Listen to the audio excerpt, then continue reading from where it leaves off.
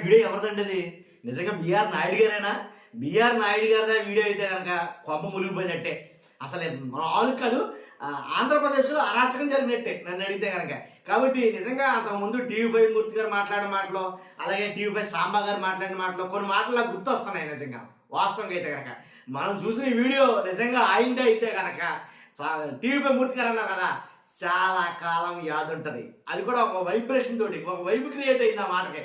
BR Naidu గారు అంటే చాలా కాలం యాదుంటది. మామూలు మనిషి అనుకున్నారా ఆయన మామూలు మనిషి అనుకున్నారా? చంద్రబాబు నాయుడు గారు అనుకున్నారా ఆయన? చాలా కాలం యాదుంటది ఆ పేరు అని అన్నాడు సరా ఆ మాట. అది కూడా నేను పెడతాను ఆ వీడియో కూడాను. తర్వాత ఇంకొక ఆయన ఎవరో సాంబా గారు కూడా మాట్లాడారు చాలా కాలం. ఎందుకంటే ఆయన జీవితం అంతా టీటీడీకే అంకితం చేసేయాలనుకుంటున్నారు. ఎందుకంటే ఆయన ఇక్కడ లేచిన తర్వాత మొత్తం ఆయన టీటీడీ చైర్మన్ అయిన తర్వాత మొత్తం టీవీ5నే మొత్తం వదిలేశారు సంస్థని. ఆయన మొత్తం టైం అంతా కూడా అక్కడే గడుపుతున్నారు, దేవుని సన్నిధిలో గడుపుతున్నారు.